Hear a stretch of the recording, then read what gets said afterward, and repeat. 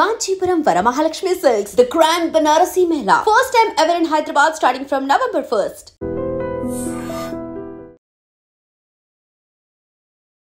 CIA అమెరికాకు చెందినటువంటి నిఘా సంస్థ సెంట్రల్ ఇంటెలిజెన్స్ ఏజెన్సీ మాజీ అధికారి రిచర్డ్ బార్లో ఒక కీలకమైనటువంటి 2 ప్రకటనలు చేశారు. నచ్చని వాళ్ళలో ఎవరైనా రెబల్స్ ఉన్నారో వాళ్ళని ఎలా సీక్రెట్గా చంపేస్తుంది, మట్టు పెడుతుంది అనేది.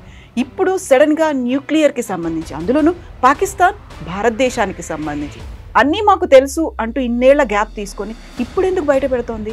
స్పెసిఫిక్గా ఆపరేషన్ సింధూర్లో జరిగిన ఆపరేషన్లో మనకు తెలుసు, ఒక స్పాట్కి వచ్చినప్పుడు కైరానా హిల్స్ని కొట్టినప్పుడు యూఎస్ సడన్లో దిగారు. అక్కడ కాల్ యాక్చువల్లీ ఫస్ట్ అసీం మునీర్కి వెళ్ళి ఇమీడియట్గా సీజ్ఫైర్ అడగండి అని చెప్పి యూఎస్ గవర్నమెంట్ నుంచి.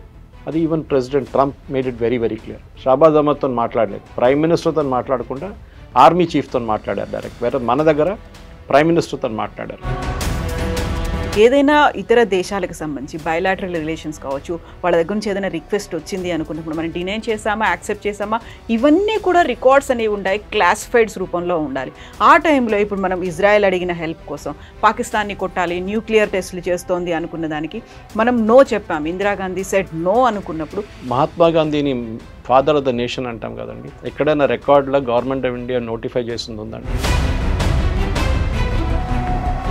అదే టైంలో Israel was a non entity, అంటే అరబ్ నేషన్స్ ఎవరు ఇజ్రాయెల్ దగ్గర కూడా రారు. ఇప్పుడు సౌదీ అరేబియా కానీ, యూఏఈ కానీ, బహ్రెయిన్, వీళ్ళంతా చాలా క్లోజ్ ఇజ్రాయెల్తో, డైరెక్ట్ ఫ్లైట్స్ కూడా ఉంది కొన్ని కంట్రీస్. సో ఇట్లాంటి పరిస్థితుల్లో ఆ టైంలో ఇందిరాగాంధీ ఏమనుకుంటే వీళ్ళకి పర్మిషన్ ఇచ్చి పాకిస్తాన్ని బాంబ్ చేస్తే ఇస్లామిక్ నేషన్స్లో మనొక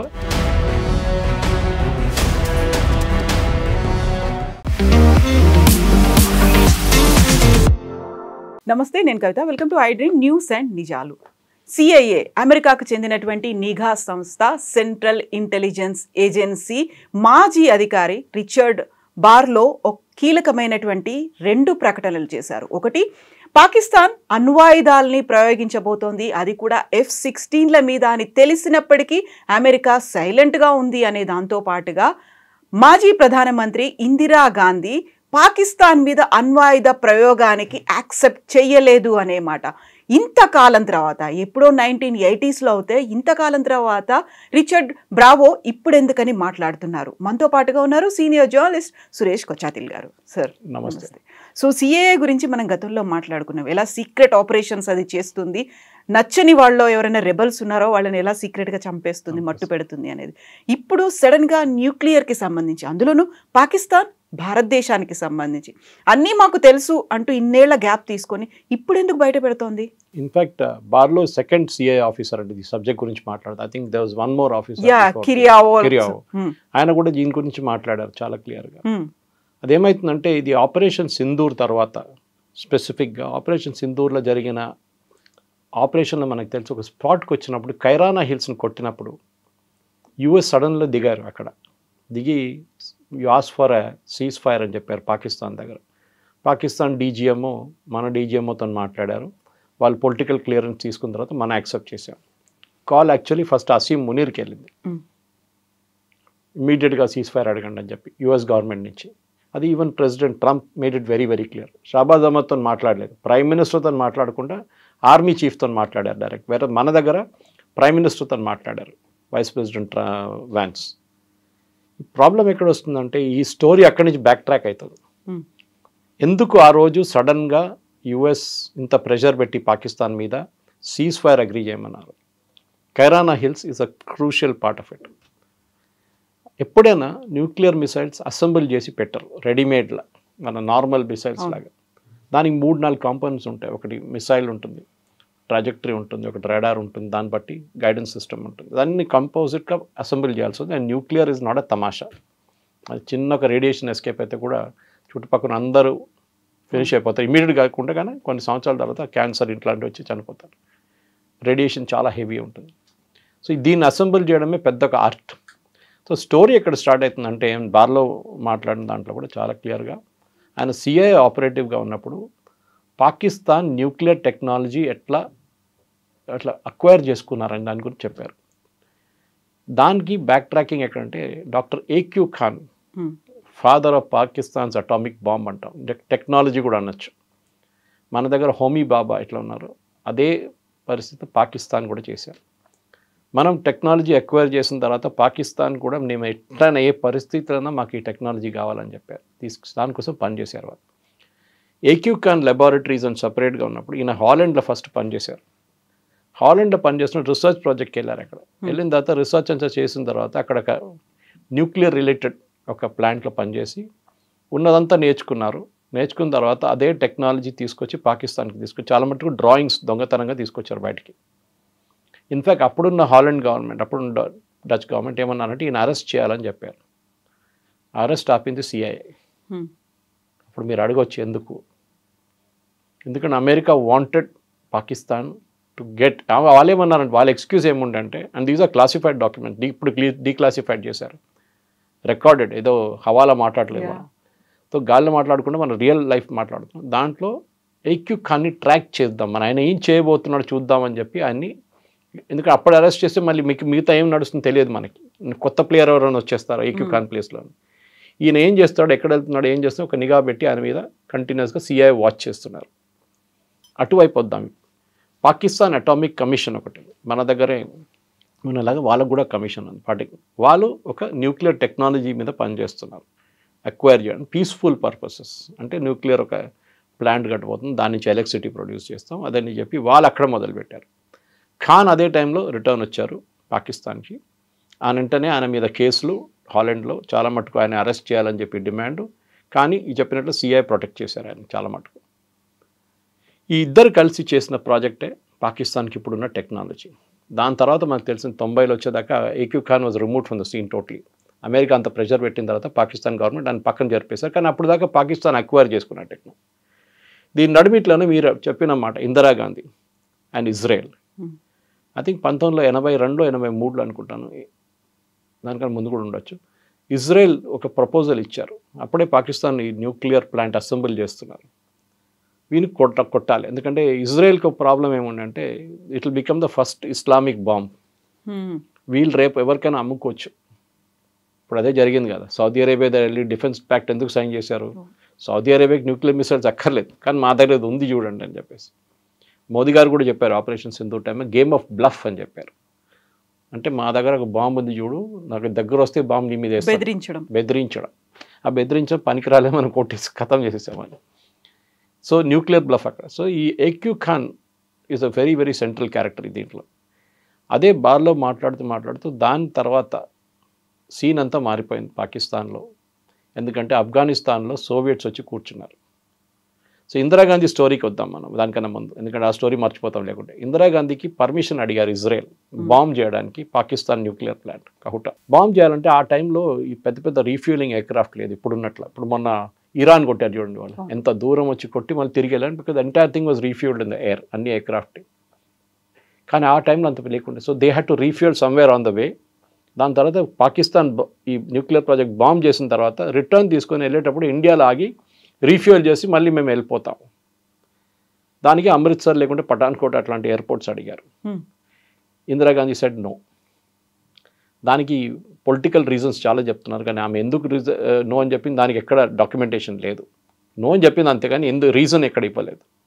బహుశా రీజన్ 2-3 ఉండొచ్చు. ఒకటి, India was very close to PLO ఆ టైంలో, Palestine Liberation Organization, which is a terrorist group. ఇప్పుడు హమాస్ ఎట్లా ఉంది అప్పుడు వాళ్ళు ఉన్నారు, ఇప్పుడు వాళ్ళని ప్యాలెస్టీనియన్ అథారిటీ అంటారు. వెస్ట్ బ్యాంక్లో ఉన్నారు, గాజాలో వాళ్ళ సీనే లేదు అసలు.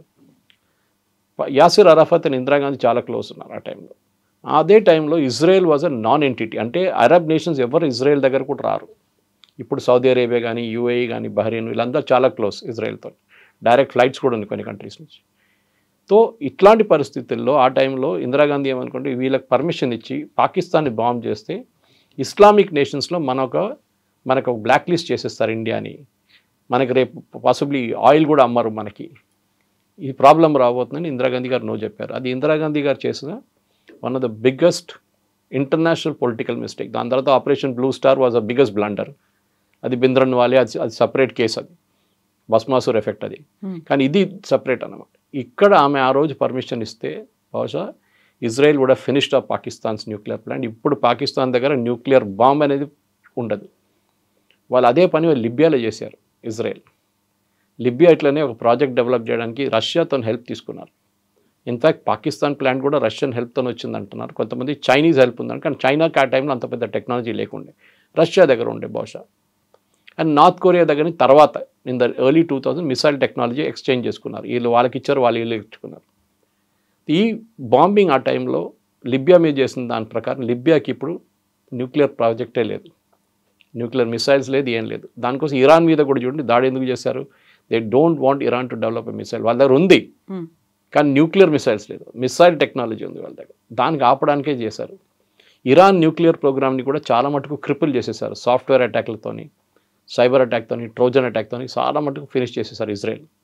So Pakistan was a crucial thing. ఇప్పుడు చూడండి, the only nation, Islamic nation with a bomb అంటారు. ఇప్పుడు అదే పాకిస్తాన్ డెఫినేషన్. వేరెవరి దగ్గర లేదు ఇప్పుడు, అది ఆ టెక్నాలజీ ఎవరి దగ్గర లేదు.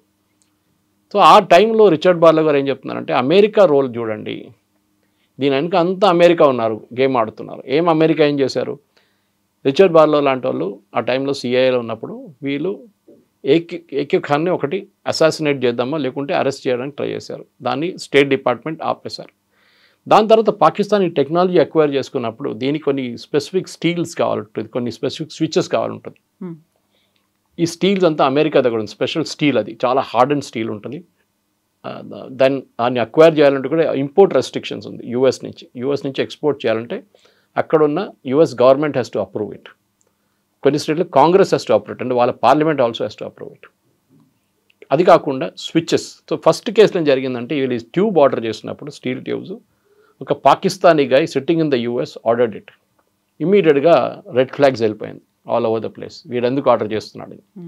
వీళ్ళేం చేస్తారు సిఐ అంటే, వీళ్ళు కొంతమంది ఆపరేటర్స్ని ఆ కంపెనీలో పంపించేస్తారు వాళ్ళ ఎంప్లాయీస్ లాగా పనిచేయడానికి, వాళ్ళ సేల్స్ డిపార్ట్మెంట్లో. అక్కడ వాళ్ళు నెగోషియేట్ చేయడం, నీకు ఎందుకు, అది ఇది ఎన్ని కావాలి, అది కావాలి, పేమెంట్ ఎవరు చేస్తారు, ఎల్సీ ఎక్కడ ఓపెన్ అవుతుంది, అంతా డిస్కస్ చేసిన తర్వాత లాస్ట్లో అరెస్ట్ చేశారు ఆయన.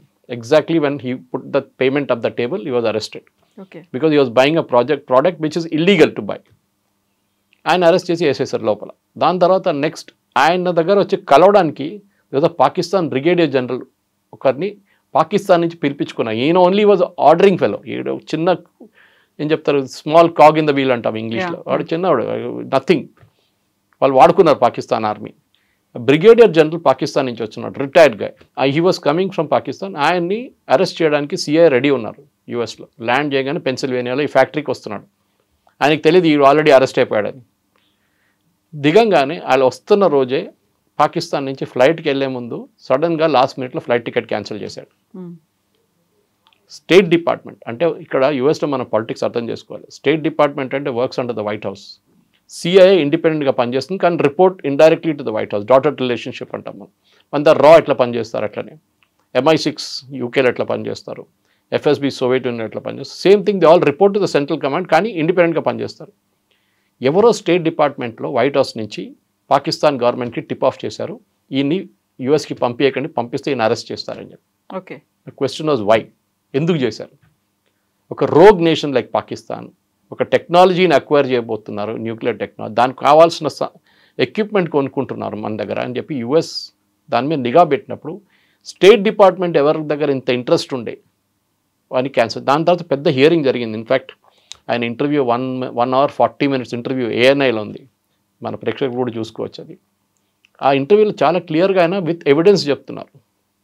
చాలా మటుకు ఆ ఇన్ఫర్మేషన్ డీక్లాసిఫై అయిపోయింది. ఇప్పుడు సిఐఏలో ఎట్లా ఉంటుందంటే మన దగ్గర కూడా నేతాజీ సుభాష్ చంద్రబోస్ది డీక్లాసిఫై చేస్తారు, కొన్ని సంవత్సరాల తర్వాత డీక్లాసిఫై చేస్తారు దాన్ని. అప్పుడు దాకా టాప్ సీక్రెట్ ఉంటుంది. డీక్లాసిఫై చేసిన డాక్యుమెంట్స్ పేర్లతో సహా ఉంది, ఎవరెవరు యుఎస్ స్టేట్ డిపార్ట్మెంట్ చేపించారు. ఆ టైంలో if I remember right Jimmy Carter was a president. అదే టైంలో అక్కడ ఇంకొక క్రైసిస్ మొదలైంది. ఏంటి అది? ఇరాన్లో షా ఆఫ్ ఇరాన్ పారిపోయారు, అయతోలా ఖొమైనీ టుక్ ఓవర్. యుఎస్ ఎంబసీలో ఉన్న స్టాఫ్ని అక్కడ క్యాప్టివ్స్గా పెట్టుకున్నారు, హాస్టేజెస్గా. అక్కడ కార్టర్కి పెద్ద టెన్షన్ ఉండే, అది రిలీజ్ చేయకపోయినా. I think they were released after 1 year something like that. చాలా ఒక సంవత్సరం పట్టింది వాళ్ళు రిలీజ్ చేయడానికి. అక్కడ కమాండో ఆపరేషన్ నడిపించారు, it failed and lot of American SEALs were killed. దాని చనిపోయారు చాలామంది కమాండో టీంలో, అది బాచప్ అయిపోయింది మొత్తం.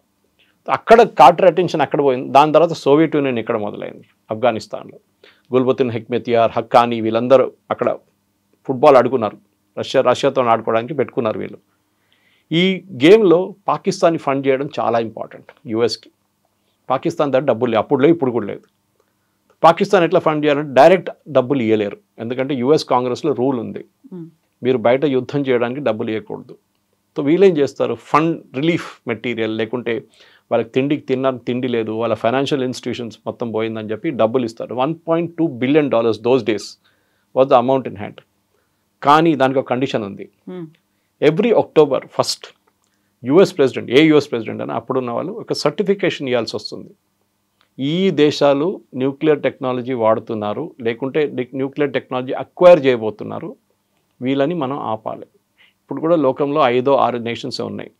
దాంట్లో ఇజ్రాయెల్ ఎప్పుడు డినై చేస్తారు, మా దగ్గర లేదని చెప్తారు, కానీ వాళ్ళ దగ్గర ఉంది. నార్త్ కొరియా ఉంది, Russia, China, Pakistan, China, India. Okay, దా కాకుండా కొన్ని రోగ్ నేషన్స్ దగ్గర ఉందంటున్నారు, కానీ న్యూక్లియర్ టెక్నాలజీ ఏదో చిన్నపిల్లలు దీపావళి పటాకాలు కాల్చేది కాదు. అది ఇట్స్ వెరీ వెరీ క్లియర్. మన దగ్గర హైదరాబాద్లో one of the biggest plants in the country is nuclear fuel complex చర్లపల్లిలో.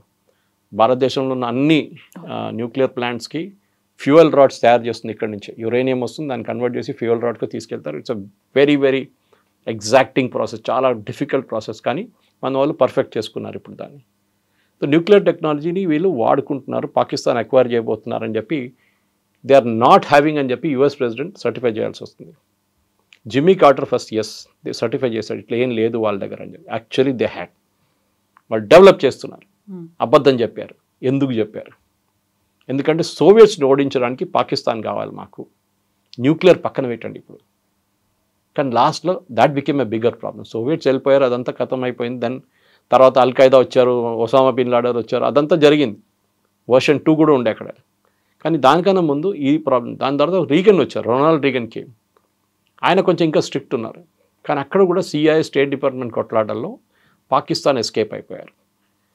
దీని నడుమిట్లోనే పాకిస్తాన్కి F-16 ఇవ్వాలని చెప్పి ఒక ప్రపోజల్ వచ్చింది యూఎస్కి. అప్రూవల్ కూడా వచ్చింది. దాన్ని కూడా it has to go to the US Congress to get approve. వాళ్ళ ప్రెసిడెంట్ కూర్చొని సంతకం పెట్టలేరు. ఇప్పుడు మన ట్రంప్ గారు సంతకం పెట్టినట్లు కాదు అది. So there very strict controls అనమాట. సో F-16 పాకిస్తాన్కి ఎందుకు ఇవ్వాలి అంటే, వీళ్ళకి ఏం చెప్పారంటే, మీరు ఆఫ్ఘనిస్తాన్ వైపు బాంబింగ్ కోసం దీన్ని వాడుకోండి. బికాస్ పాకిస్తాన్ కూడా అప్పుడు అలయన్స్లో ఉన్నారు, ఆ అలయన్స్లో. కానీ most of the bombings USA చేశారు అక్కడ, బొరాబొరా కేవ్స్ కానివ్వండి, మిగతా ప్లేస్లో అంతా. ఈ F-16ని న్యూక్లియర్ కేపబుల్గా పెట్టుకోలేదు మీరు. అంటే దీని మీద న్యూక్లియర్ వెపన్స్ క్యారీ చేయలేము మీరు. దానికి ఒక వెయిట్ ఉంటుంది, కాన్ఫిగరేషన్ ఉంటుంది. అన్ని ఎయిర్క్రాఫ్ట్కి కవిత గారు ఒక కీ ఉంటుంది, మన కార్ కీ లాగా. ఇప్పుడు చూడండి, మీ కార్లో ఉన్న చిప్స్ని బయట నుంచి కూడా కంట్రోల్ చేయొచ్చు కావాలంటే. అంటే ఇప్పుడున్న కార్లు అంతా చిప్స్ల మీద నడుస్తుంది మొత్తం టెక్నాలజీ. ఎలక్ట్రానిక్స్, మెకానికల్ కన్నా ఎలక్ట్రానిక్స్ ఎక్కువ ఉంటుంది దానికి. ఇప్పుడు కూడా మీరు చూడండి, నేను ఒక ఎగ్జాంపుల్ ఇస్తాను. మొన్న పెద్ద కాంట్రవర్సీ జరిగింది, మొన్న కాదు 2 సంవత్సరాలు అవుతుంది. భారతదేశంలో ఉన్న బయోమెట్రిక్ మిషన్స్, మనం ఫింగర్ ఆర్ ఐరిస్ స్కాన్ చేసి మనం ఎంటర్ అవుతాం. మన స్టూడియో లాంటి ఆఫీస్లో పెద్ద సీక్రెట్ ఏం లేదు, ఎవరు వస్తారు పోతారు మన అందరికి తెలిసి, అటెండెన్స్ తీసుకుంటారు దాని నుంచి. కానీ భారతదేశంలో ఉన్న న్యూక్లియర్ ప్లాంట్స్, భారతదేశంలో ఉన్న డిఫెన్స్ మినిస్ట్రీ, భారతదేశంలో కొన్ని DRDO లాంటి సంస్థలు కూడా ఇది మిషన్స్ ఇన్స్టాల్ చేశారు అటెండెన్స్ కోసం. తర్వాత గవర్నమెంట్ ఆఫ్ ఇండియా ఒక 2 సంవత్సరాల ముందు ఎవరో టిప్ ఆఫ్ చేస్తే స్వీప్ అంటే ఎలక్ట్రానిక్ స్వీప్ చేస్తారు. ఫర్ ఎగ్జాంపుల్ మోదీ గారు ఒక హోటల్కి వెళ్ళారనుకోండి ఉండడానికి, బయట ఏదైనా దేశంలో ఉంటే వీళ్ళు రూమ్ మొత్తం సర్చ్ చేస్తారు. వాళ్ళు ఇంటెలిజెన్స్ వాళ్ళు, మన వాళ్ళు ఎలక్ట్రానిక్ డివైస్ పెట్టి, ఎక్కడో ఒక కప్పు కింద ఒక మైక్ ఉంటుంది, లేకుంటే దాని కింద ఒక కెమెరా ఉంటుంది. ఏం మాట్లాడుతున్నారు రూమ్లో మొత్తం పక్కన రూమ్లో కూర్చొని ఆవిడ వింటున్నాడు.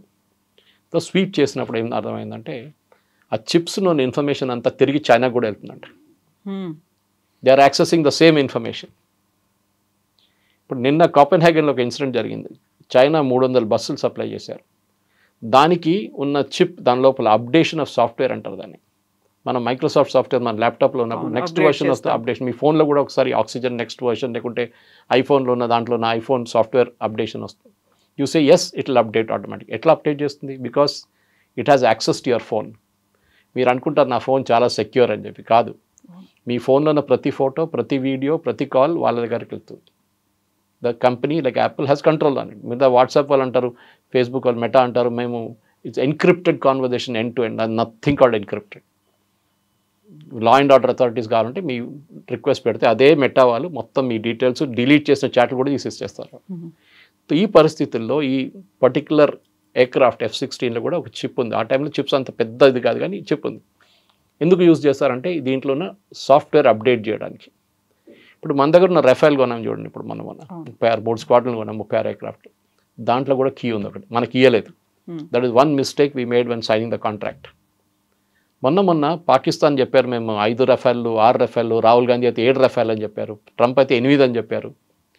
But the original company of Rafale said not a single aircraft has been lost. వాళ్ళకి ఎట్లా తెలుసు అది? ఒక్క ఎయిర్క్రాఫ్ట్ 17,000 ఫీట్లో ఏదో ఒకటి వచ్చి కొట్టిన దాన్ని వీళ్ళు దింపి కిందకి తీసుకొచ్చి రిపేర్ చేయించుకొని దాన్ని 2 రోజుల తర్వాత మళ్ళీ ఫ్లై చేశారని చెప్పారు. In fact air marshal Bharti made that comment, all our pilots flew the next day అని చెప్పి. వీళ్ళకి ఎట్లా తెలుసండి? How does the Rafale company know that you are actually working or not అనేది? ఈ కీ వాళ్ళ దగ్గర ఉంది, ఎందుకంటే దాంట్లో కూడా సాఫ్ట్వేర్ అప్డేషన్ ఉంటుంది. మనం ఇప్పుడు రీసెంట్లీ నేవీ కోసం ఇంకో 36 ఆర్డర్ చేసాం, 3 స్క్వాడ్రన్లు సపరేట్ ఎయిర్క్రాఫ్ట్. దాంట్లో వర్టికల్ ల్యాండింగ్ టేక్ ఆఫ్ ఉంటుంది, ఎయిర్ ఫోర్స్ లాగా. It's not just the horizontal take of.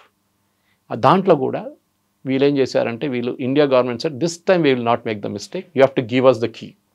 Contract కావాలంటే కీ మాకు ఇవ్వాలి, మీరు ఎలక్ట్రానిక్ కీ అది. So that we will update, మాకు అప్డేషన్ ఇచ్చేసి మా వాళ్ళు అప్డేట్ చేస్తారు. We will not allow you to have any direct access with aircraft. So F-16లో కూడా ఇది ఉండే. F-16 వీళ్ళు ఏం చేశారంటే, ఒక టైంలో 1990లో ఇండియాతో నాకు చిన్న గొడవ మొదలైనప్పుడు దే హ్యాడ్ పర్ఫెక్టెడ్, వాళ్ళ న్యూక్లియర్ ప్రోగ్రామ్ పర్ఫెక్ట్ అయిపోయింది మిసైల్స్తో సహా. వీళ్ళు ఆ ఓవర్ నైట్ F-16లో న్యూక్లియర్ మిసైల్స్ లోడ్ చేయడం మొదలుపెట్టారు.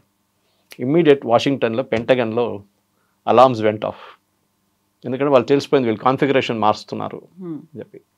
దాన్ని ఇమ్మీడియట్గా వాళ్ళు పాకిస్తాన్ మీద ప్రెషర్ పెట్టి నథింగ్ డూయింగ్, మీరు ఆ న్యూక్లియర్ మిసైల్స్ దింపండి ప్లేన్ నుంచి అని చెప్పారు. అంత కంట్రోల్ ఉందన్నమాట యూఎస్కి. దానికోసం the first interview if you had seen that other gentlemen, ఆయన చెప్పారు Pakistan nuclear missiles between 4 years was under US control. యూఎస్కి భయం ఉండే, ఈ తాలిబాన్ వాళ్ళు లేకుంటే అల్ఖాయిదా వాళ్ళు వచ్చి ఎప్పుడు తీసుకెళ్ళిపోతే ఏం చేద్దాం, లేకుంటే పాకిస్తాన్లోనే ఏదైనా టెర్రరిస్ట్ గ్రూప్ ఇన్ఫిల్ట్రేట్ చేసి మిసైల్స్ తీసుకెళ్తే ఏం చేస్తారని ఈ భయం ఉండే యూఎస్కి. దానికోసం మళ్ళీ వీల్ కమ్ బ్యాక్ టు కైరాన్ అగైన్. మీరు కనెక్ట్ ద డాట్స్ నా. అప్పుడు జరిగింది ఇప్పుడు జరిగింది సేమ్ థింగ్. యూఎస్కి ఇప్పుడు కూడా భయం ఏంటంటే, మన దగ్గర పాకిస్తాన్లో న్యూక్లియర్ బటన్ ఎవరి దగ్గర ఉంది? ప్రెసిడెంట్ దగ్గర కాదు, ఆర్మీ చీఫ్ దగ్గర ఉంది. వాళ్ళు చెప్తారు మన దగ్గర కూడా న్యూక్లియర్ బటన్ ఉంటుంది. మీరు మోదీ గారు ట్రావెల్ చేస్తున్న చూస్తుంటారు, ఒక ఆయన పక్కన ఒక సూట్ కేసు పక్కన చిన్న ఒక బ్రీఫ్ కేసు ఉంటుంది, బుల్లెట్ ప్రూఫ్ బ్యాగ్స్ ఇంకా ఉంటుంది, కానీ ఇది ఒక సపరేట్ ఉంటుంది, దాంట్లో ఒక న్యూక్లియర్ బటన్ ఉంటుంది. ఈవెన్ యూఎస్ ప్రెసిడెంట్ ట్రావెల్ చేస్తున్నప్పుడు, రష్యన్ ప్రెసిడెంట్ ట్రావెల్ వాళ్ళ దగ్గర ఒక అసిస్టెంట్ పక్కన దానికి ఒక చైన్ ఉంటుంది ఆయన చేతికి, ఆ బ్యాగ్కి చైన్కి మన పోలీసు వాళ్ళు పట్టుకెళ్తున్నాడు అట్లా ఒక చైన్ దాని మీద ఉంటుంది అనమాట. Nobody can snatch it. That is the nuclear button bag. ఎందుకంటే మన దగ్గర మల్టిపుల్ కమాండ్స్ ఉన్నారు. మోదీ గారు టెస్ట్ చేస్తే అది బాంబ్ పోదు. It has be approved by certain up the ladder and down the ladder అనమాట, army chief, air force chief అట్లా. సో ఇదంతా పాకిస్తాన్ న్యూక్లియర్ బటన్ అమెరికా చేతిలో ఉంది. అండ్ బార్లో ఇంటర్వ్యూ కానీ ఎర్లియర్ సిఐ ఇంటర్వ్యూస్లో కూడా చాలా మటుకు అమెరికా రోల్, పాకిస్తాన్ ఎంత హెల్ప్ చేశారు అమెరికా న్యూక్లియర్ కేపబుల్ కావడానికి అనేది చాలా. ఇప్పుడు ఏమైపోయిందంటే భస్మాసూర్ ఎఫెక్ట్ అయిపోయింది. ఇప్పుడు అమెరికాకి భయం, పాకిస్తాన్ ఎక్కడ తీసుకెళ్తారో భస్మాసూర్ లాగా నా తల మీద తీసుకొచ్చి చేయబెడతాడో అని భయం ఉంది ఇప్పుడు. దానికోసం the entire missile is being control. దాని తప్పు కార్టర్ రెజీమ్, రీగన్ రెజీమ్, దాని తర్వాత ఈవెన్ అప్ టు బుష్ వాళ్ళ రెజీమ్ దాకా నడిచింది. Even Trump is no less. ఇప్పుడు కూడా చూడండి వాళ్ళు పాకిస్తాన్తో సహకరిస్తున్నారు. Even though they know Pakistan is a terrorist state, terrorist supporting state. FATF లెఫ్ట్లో ఉండే మరి వాళ్ళు. ఇంత ఉన్న దేశాన్ని కూడా ఎందుకు సపోర్ట్ చేస్తున్నారు? అది వాళ్ళ సెల్ఫిష్ మోటివ్. ఒకటి ఇరాన్ వైపు చూసుకోవాలి వాళ్ళు పాకిస్తాన్ని నుంచి, పాకిస్తాన్ బహుశా ఎయిర్ ఫోర్స్ బేస్ ఇచ్చి ఉంటారు. ఇంకొక వైపు చైనాని చెక్ చేయడానికి వాళ్ళకు ఆఫ్ఘనిస్తాన్ యాక్సెస్ లేదు అని చెప్పి వాళ్ళు పాకిస్తాన్ నుంచి ఒక లిజనింగ్ పోస్ట్ పెట్టుకుంటున్నారు. దీనికి పాకిస్తాన్ కావాలి. ఇమాజిన్ అమెరికాకి 22 బేస్లు ఉందంటున్నారు గల్ఫ్ రీజన్లో, దాంట్లో పబ్లిసైజ్ చేసిన 12. దాంట్లో అన్నిటికంటే పెద్ద ఉన్నది ఖతార్లో. Qatar is the biggest base for US arm forces, army అని చెప్పాలి, ఆర్మ్ ఫోర్సెస్కి బిగ్గెస్ట్ బేస్. అక్కడ ఒక్క ఖతారీకి కూడా యాక్సెస్ లేదు, ఖతార్ గవర్నమెంట్కి యాక్సెస్ లేదు, వాళ్ళు నడిపిస్తారు అంతా అక్కడి నుంచి. అట్లా సౌదీ అరేబియాలో కూడా ఉంది వాళ్ళ దగ్గర. అక్కడ ఉన్న రెజీమ్స్కి భయం ఏంటంటే, రేపు ఏదైనా మా మీద కూ జరిగితే ఎవరు మమ్మల్ని రక్షిస్తారు? వీళ్ళు ఉంటారు, అమెరికా ఉంటారు, మేము చూసుకుంటాం మిమ్మల్ని, డోంట్ వరీ అబౌట్ ఇట్. రేపు ఒక సదాం హుసేన్ మిమ్మల్ని వచ్చి కొట్టడు, మేము చూసుకుంటాం మేము. That is the thing which America's give assurance అనమాట. సో పాకిస్తాన్ని కూడా అట్లనే ఒక బేస్గా తయారు చేస్తున్నారు. బహుశా మీరు అడగొచ్చు ఇండియాకి థ్రెట్ ఉంటుందా? అవును, ఎస్ పాసిబుల్. ఇండియా దగ్గర పక్కన మన పాకిస్తాన్ వైపు నుంచి పెట్టుకుంటే they can listen to what we are doing in Pathankot కానివ్వండి, ఉరీ కానివ్వండి, అటువైపు కాశ్మీర్లో ఉన్న ఏదైనా బేసెస్ నుంచి కూడా మనం శ్రీనగర్ కానీ ఎత్తైన కంట్రోల్ చేసి వాళ్ళు వినొచ్చు how many aircraft we have their. Satellite technology ఉందనుకోండి, కానీ listening post is very very important మనకి. ఇప్పుడు మనం శ్రీలంకలో మనం ఒక బేస్ పెట్టుకున్నాం, మనం అక్కడ ఒక నేవల్ రిపేర్ యార్డ్ పెట్టుకున్నాం, ఒట్టిగా పెట్టుకోలేదు అక్కడ. That is the listening post for us. అక్కడ మన నేవీ షిప్ ఉంటే అక్కడ చైనా వాళ్ళు ఏం చేస్తున్నారని మలక్కా స్ట్రేట్స్లో చూసుకుంటారు. So America role world wide చూస్తే ఏంటంటే మీరు చెప్పినట్లు స్టార్టింగ్లో సిఐ రోల్ చెప్పారు. డర్టీ గేమ్ ఆడడంలో వీరు నెంబర్ 1 ఛాంపియన్స్. మన క్రయోజెనిక్ టెక్నాలజీ మన ఇస్రోకి డినై చేసిన వాళ్ళు వీళ్ళు, నంబినారాయణ అరెస్ట్ చేసిన వాళ్ళు, చేపించిన వాళ్ళు. Of course it was done with help from the Congress party in Delhi. ఆ టైంలో మనందరికీ తెలిసిందే. డీజీపీ శ్రీకుమార్ని వాడుకున్నారు. He was a guy who kind of played a campaign against Narendra Modi. ఆయన్ని రివార్డ్ చేశారు అప్పుడున్న పవర్స్. నేను పేర్లు తీసుకొని కానీ senior Congress leaders, senior most Congress leader, అట్లాంటి మనుషుల్ని పెట్టి మన క్రయోజెనిక్ ప్రోగ్రామ్ని ఆపడానికి 20 సంవత్సరాలు వెనకకి తీసుకెళ్ళిపోయారు. Otherwise we would have been a cryogenic nation right in 2000 itself. We lost 25 years. కానీ ఇప్పుడు మనం మొన్న పంపించాం శాటిలైట్, 1,420 కిలోగ్రామ్ శాటిలైట్ పంపించాం. That was using cryogenic technology. అమెరికాకి కంటే ఇట్లాంటి టెక్నాలజీ ఎవరికి ఇవ్వకూడదు, ఏ టెక్నాలజీ అన్నా. We want to deny it to this country. దానికోసం చూడండి, ఇప్పుడు నివిడియా చిప్స్ రానియట్లేదు, మా దగ్గర ఉంటుంది, కొనాలంటే మేమే నడిపిస్తాం.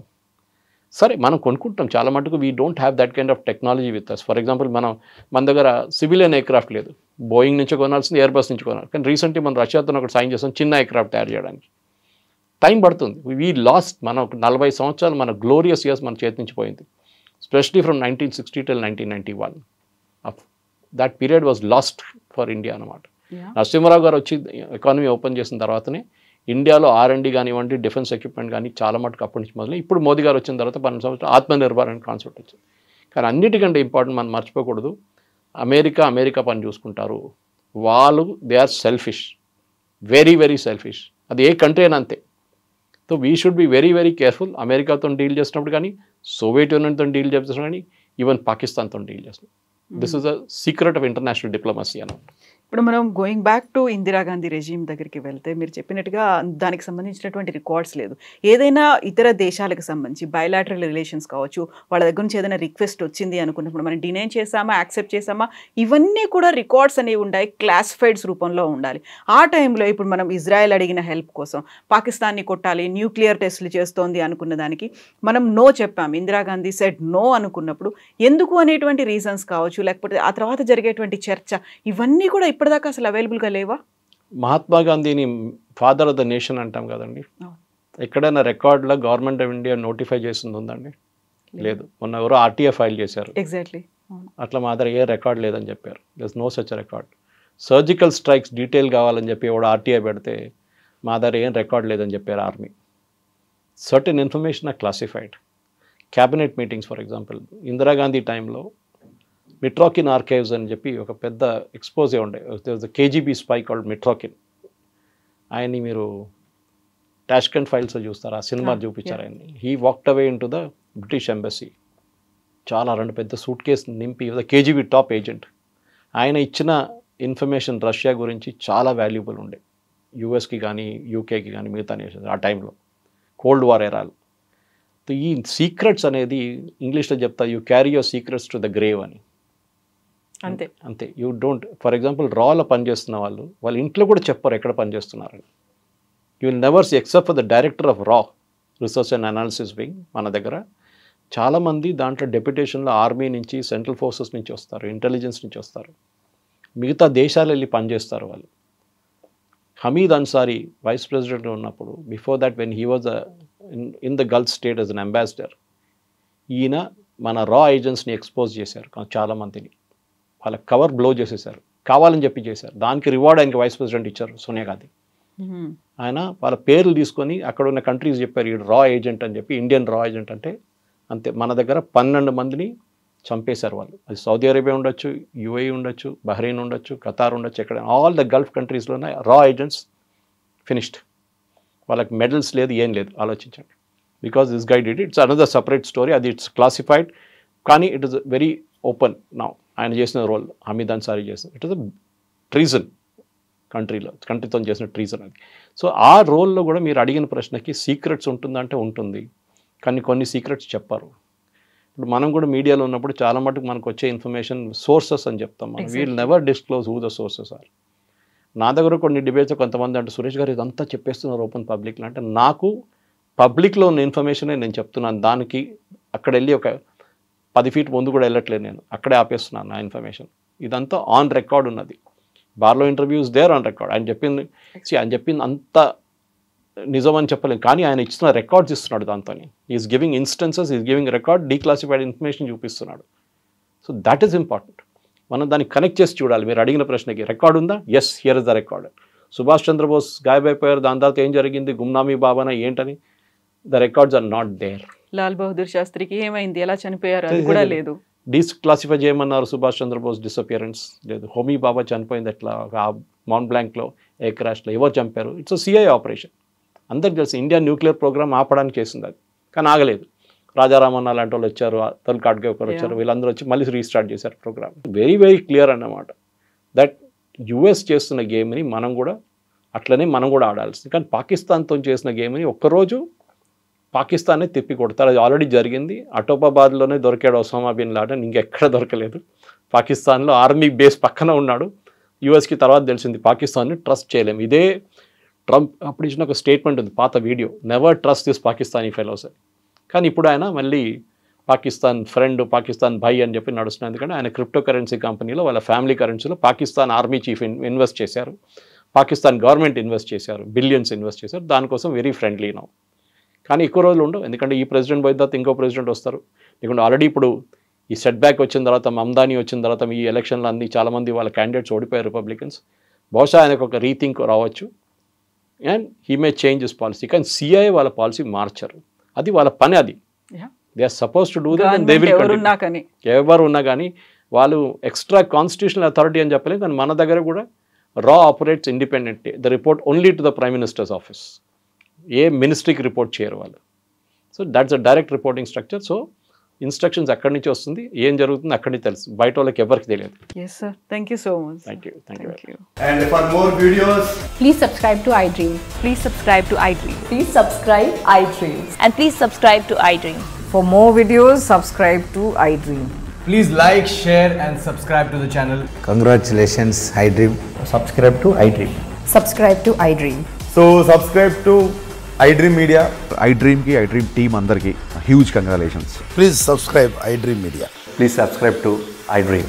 Subscribe iDream. Please subscribe to iDream. iDream అంటే నా కళల ఛానల్ సబ్స్క్రైబ్ చేసుకున్న నోరు తిరుగుతలేదు, మీరైతే గంట గుర్తు కొట్టండి. For more such videos, please subscribe to iDream. Subscribe to iDream. Please subscribe to iDream. Please subscribe iDream Media. Please do subscribe to iDream. Please subscribe to iDream Media. For best entertainment and information, please subscribe iDream. And don't forget to subscribe to iDream.